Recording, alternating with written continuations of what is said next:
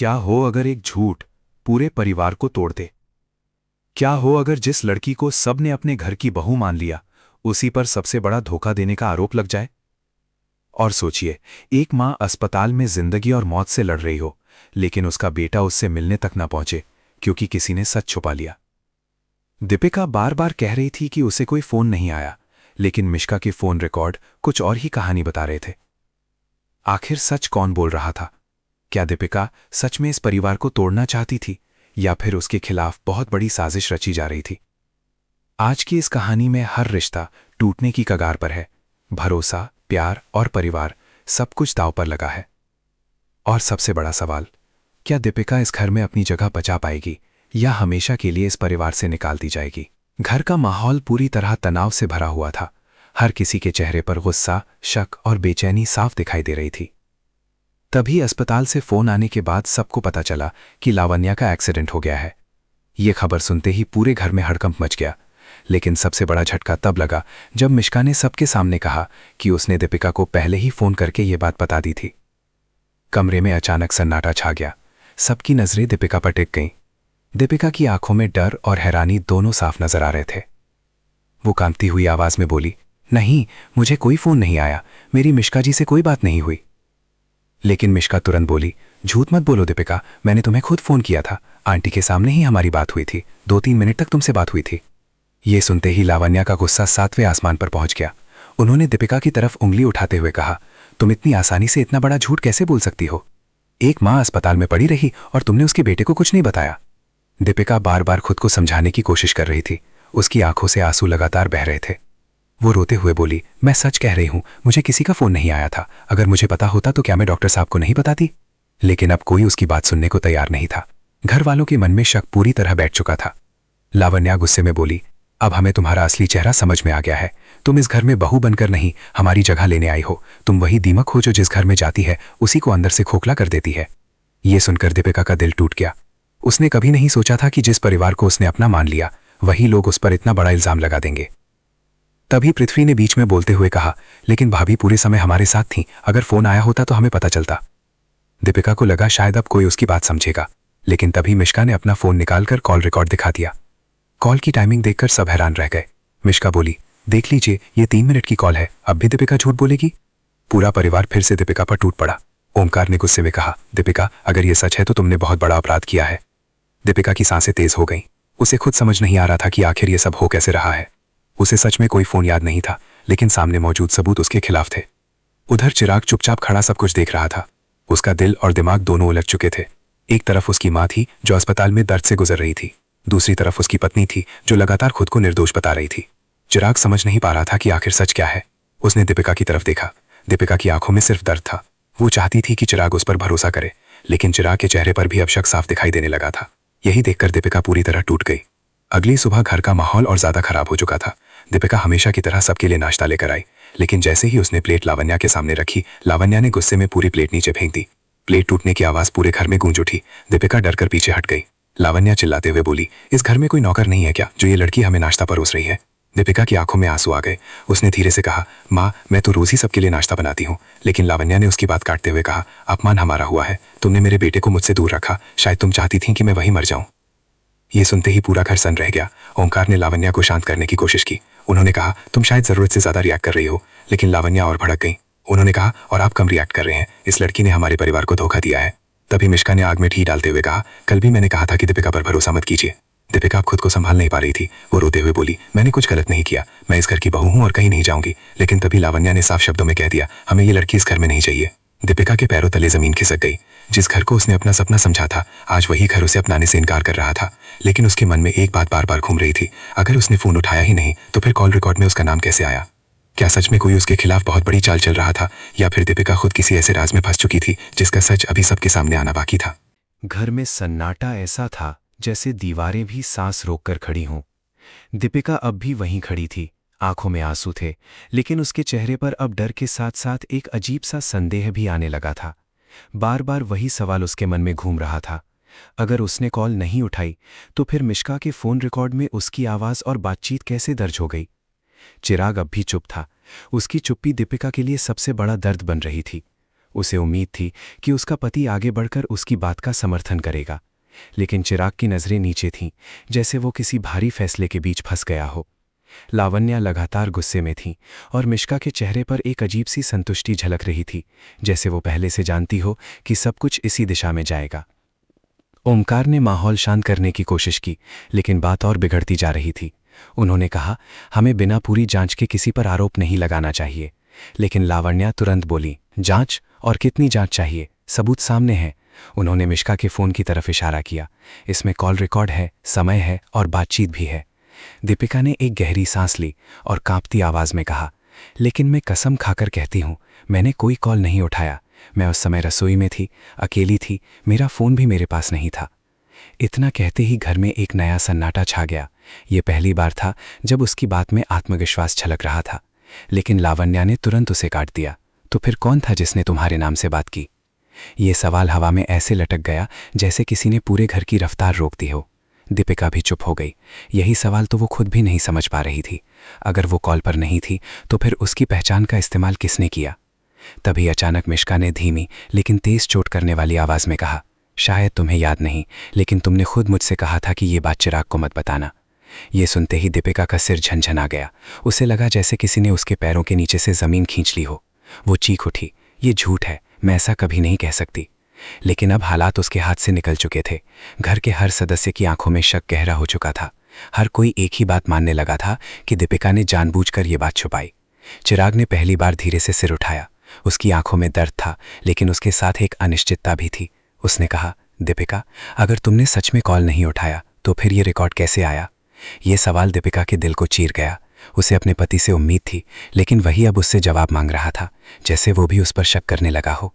दीपिका की आवाज़ टूट गई, चिराग, तुम भी मुझ पर भरोसा नहीं कर रहे? चिराग ने तुरंत कोई जवाब नहीं दिया। ये उसकी चुप्पी थी जो सबसे ज़्यादा चोट कर रही थी। लावण्या ने इसी मौके का फ़ायदा उठाया और कहा, देख लिया तुमने, अब खुद तुम्हारा पति भी तुम पर भरोसा नहीं कर रहा। अब इस घर में तुम्हारी कोई जगह नहीं बची। दीपिका पीछे हट गई। उसकी आंखों के सामने सब कुछ धुंधला हो रहा था। लेकिन तभी उसे एक चीज़ याद आई। उस दिन जब मिश्का ने फ़ोन किया था तो फ़ोन की घंटी कुछ अजीब तरीके से बंद हो गई थी, जैसे कॉल कनेक्ट होने के बाद भी कुछ गड़बड़ हो। उसके दिमाग में एक शक ने जन्म लिया। अगर कॉल रिकॉर्ड सच है लेकिन उसने कॉल नहीं उठाया तो फिर शायद ये कॉल किसी और तरीके से उसके नाम पर जुड़ी गई हो। लेकिन सवाल ये था, कौन करेगा ऐसा और क्यों? तभी ओमकार ने कहा, हमें फ़ोन कंपनी से रिकॉर्ड निकलवाने चाहिए, असली सच तभी सामने आएगा। ये बात सुनकर मिश्का के चेहरे पर पहली बार हल्की सी घबराहट दिखाई दी। वो तुरंत बोली, इतनी छोटी बात के लिए इतना बड़ा तमाशा क्यों? बात खत्म करो, इस लड़की को घर से निकाल दो। लेकिन अब हालात बदलने लगे थे। ओमकार को भी अब लगने लगा था कि मामला उतना सीधा नहीं है जितना दिख रहा है। दीपिका ने अचानक सिर उठाया। उसकी आंखों में अब आंसू नहीं बल्कि एक नई जिद थी। उसने कहा, मैं ये घर नहीं छोड़ूंगी जब तक सच सामने नहीं आ जाता, और मैं साबित करके रहूंगी कि मैंने कोई कॉल नहीं उठाया। ये सुनकर कमरे में हलचल मच गई। लावण्या और ज्यादा भड़क गई, लेकिन चिराग अब भी चुप था, मगर उसकी आंखों में कुछ बदल रहा था। शायद पहली बार उसे एहसास हुआ कि ये कहानी उतनी आसान नहीं है जितनी दिख रही है, और कहीं ना कहीं कोई बहुत बड़ी साजिश इस पूरे घर के अंदर धीरे धीरे अपनी जड़ें जमा चुकी है। घर का माहौल अब पहले से भी ज्यादा भारी हो चुका था। हर कोई एक दूसरे को शक की नजर से देख रहा था, जैसे सच और झूठ के बीच कोई दीवार ही न बची हो। दीपिका अब भी उसी जगह खड़ी थी, लेकिन उसके अंदर अब डर नहीं था। अब उसके अंदर एक जिद थी, एक आग थी जो उसे टूटने नहीं दे रही थी। उसे साफ महसूस हो रहा था कि इस कहानी में कुछ बहुत बड़ा छुपाया जा रहा है। चिराग अभी भी उलझा हुआ था। उसकी आंखों में अपनी मां का दर्द भी था और पत्नी की बेबसी भी। वो बार बार दीपिका की तरफ देखता, फिर नजरें हटा लेता, जैसे खुद से ही लड़ रहा हो। उसके लिए ये तय करना आसान नहीं था कि वो किस पर भरोसा करे। लावण्या ने फिर से आवाज ऊंची की, अब और नाटक नहीं चाहिए। इस लड़की ने हमारे परिवार की इज्जत को दांव पर लगा दिया है। उनकी आवाज में गुस्सा कम और दर्द ज्यादा था, लेकिन वो दर्द शक में बदल चुका था। दीपिका ने धीरे से कहा, मैंने कुछ नहीं किया, लेकिन अगर आप लोग चाहें तो मैं आज ही फोन रिकॉर्ड निकलवाने के लिए तैयार हूं। सच सबके सामने आ जाएगा। ये सुनते ही ओमकार ने गंभीरता से कहा, यही सही रहेगा, बिना जांच के किसी को दोषी ठहराना ठीक नहीं है। लेकिन मिश्का तुरंत बीच में बोल पड़ी, आप सब अभी भी इस पर भरोसा कर रहे हैं, ये बस समय खराब कर रही है। दीपिका ने पहली बार मिश्का की आंखों में सीधे देखा। उसके मन में अब शक साफ होने लगा था। वो धीरे से बोली, मिश्का जी, अगर आपने सच में मुझे कॉल किया था तो आपको इतना घबराने की ज़रूरत क्यों है? ये सवाल हवा में तीर की तरह गया, मिष्का एक पल के लिए चुप हो गई। उसकी आंखों में हल्की सी घबराहट दिखी, लेकिन उसने खुद को संभाल लिया। मैं क्यों घबराऊंगी, गलती तो तुम्हारी है, मिष्का ने तुरंत जवाब दिया। लेकिन अब माहौल बदल रहा था। ओमकार ने कहा, फोन कंपनी से रिकॉर्ड निकालना ही होगा। अगर दीपिका सच कह रही है तो सच सामने आ जाएगा, और अगर झूठ बोल रही है तो भी सब साफ हो जाएगा। इस बात पर लावण्या थोड़ी शांत हो गई, लेकिन उनका चेहरा अभी भी गुस्से से भरा था। दीपिका को एक पल के लिए लगा कि शायद अब सच सामने आएगा, लेकिन उसके मन में एक और सवाल उठ रहा था। अगर ये सब प्लान किया गया है तो क्या फ़ोन रिकॉर्ड भी बदला जा सकता है? उसके दिमाग में धीरे धीरे एक शक गहराने लगा। उसे याद आया कि उस दिन रसोई में काम करते समय उसका फ़ोन कुछ देर के लिए गायब था, फिर अचानक वापस मिल गया था। उस समय उसने ज़्यादा ध्यान नहीं दिया था, लेकिन अब वही बात उसे परेशान करने लगी थी। क्या किसी ने उसके फ़ोन का इस्तेमाल किया था? चिराग ने धीरे से कहा, दीपिका, अगर तुम सच बोल रही हो तो तुम इतनी शांत कैसे हो सकती हो? ये सवाल सुनकर दीपिका का दिल टूट गया। उसने कहा, क्योंकि सच के अलावा मेरे पास कुछ नहीं है चिराग, मैं झूठ नहीं बोल रही। लेकिन चिराग अभी भी पूरी तरह आश्वस्त नहीं था। उसकी चुप्पी इस बात का संकेत थी कि उसके अंदर भी अब संदेह जगह बना चुका है। तभी अचानक लावण्या का फ़ोन बजा। सभी की नज़रें उस पर टिक गई। उन्होंने फ़ोन उठाया और कुछ पल सुनने के बाद उनका चेहरा बदल गया। क्या क्या कहा डॉक्टर ने? लावण्या की आवाज़ कांप गई। कमरे में सन्नाटा छा गया। उन्होंने धीरे से कहा, लावण्या की हालत में थोड़ा सुधार है, लेकिन अभी भी खतरा बना हुआ है। ये सुनते ही चिराग के चेहरे पर दर्द उभर आया। वो अपनी माँ के बारे में सोचकर टूटने लगा, लेकिन साथ ही उसका दिमाग फिर से उलझ गया। अगर दीपिका ने सच में ये बात छुपाई होती तो उसकी माँ की हालत और बिगड़ सकती थी। अब चिराग के अंदर दो भाव लड़ रहे थे, एक तरफ पत्नी का भरोसा, दूसरी तरफ माँ की तकलीफ। दीपिका ने चुपचाप कहा, मैंने कुछ नहीं छुपाया चिराग, अगर मुझे पता होता तो मैं तुरंत बता देती। लेकिन अब उसका स्वर पहले जैसा कमज़ोर नहीं था, उसमें एक अजीब सी मजबूती आ चुकी थी। मिष्का ने आखिरी बार कोशिश की, बस अब बहुत हो गया, ये लड़की सबको गुमराह कर रही है। लेकिन ओमकार ने हाथ उठाकर रोक दिया। नहीं मिष्का, अब जांच होगी, और अगर दीपिका झूठी निकली तो सज़ा भी मिलेगी, और अगर सच निकली तो असली दोषी सामने आएगा। ये सुनकर पहली बार, लेकिन उसी पल उसके मन में एक और डर बैठ गया। अगर ये सब किसी साजिश का हिस्सा है तो असली दुश्मन इस घर के अंदर ही कहीं छिपा हुआ है, और वो अभी भी मुस्कुरा रहा है, जैसे उसे पता हो कि अगला वार कब और कैसे करना है। घर में जांच की बात जैसे ही तय हुई, माहौल और भी ज्यादा तनावपूर्ण हो गया। हर किसी के चेहरे पर बेचैनी साफ झलक रही थी, लेकिन सबसे ज्यादा दबाव दीपिका पर था। उसे लग रहा था जैसे हर नज़र उसे ही दोषी साबित करने पर तुली हो। फिर भी उसने खुद को संभाला हुआ था, क्योंकि अब उसे सिर्फ अपने ऊपर भरोसा था। चिराग अब भी चुप था, लेकिन उसकी आंखों में हलचल बढ़ती जा रही थी। वो अपनी माँ की हालत के बारे में सोच रहा था और साथ ही दीपिका के शब्दों को भी याद कर रहा था। उसके अंदर एक अजीब सी जंग चल रही थी। क्या वो अपनी पत्नी पर भरोसा करे या उस सबूत पर जो सबके सामने रखा गया था? लावण्या अब भी गुस्से में थी, लेकिन उनके अंदर चिंता भी बढ़ रही थी। उन्होंने कहा, हमें जल्दी से जल्दी सच पता करना होगा।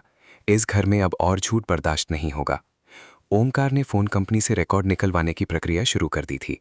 सभी इंतजार में थे कि आखिर असली सच क्या निकलेगा, लेकिन इस इंतजार के बीच हर सेकंड दीपिका के लिए एक सज़ा जैसा बनता जा रहा था। दीपिका धीरे धीरे कमरे के कोने में चली गई। वो अपने मन में हर पल को दोबारा याद कर रही थी। उस दिन की हर छोटी बात, रसोई, काम और अचानक खोया हुआ उसका फ़ोन, यही बात उसे सबसे ज़्यादा परेशान कर रही थी। उसके दिमाग में एक ख्याल बार बार आ रहा था, अगर किसी ने उसका फ़ोन इस्तेमाल किया तो उसने कब और कैसे किया होगा, और क्यों? तभी चिराग उसके पास आया। उसकी आवाज़ धीमी थी, लेकिन उसमें दर्द था। उसने कहा, दीपिका, अगर तुम सच बोल रही हो तो मैं चाहता हूं कि तुम सही साबित हो। ये सुनकर दीपिका की आंखों में आंसू आ गए। उसने कहा, चिराग, मैं सच बोल रही हूं, लेकिन मुझे नहीं पता कोई मुझे इस तरह फंसा क्यों रहा है।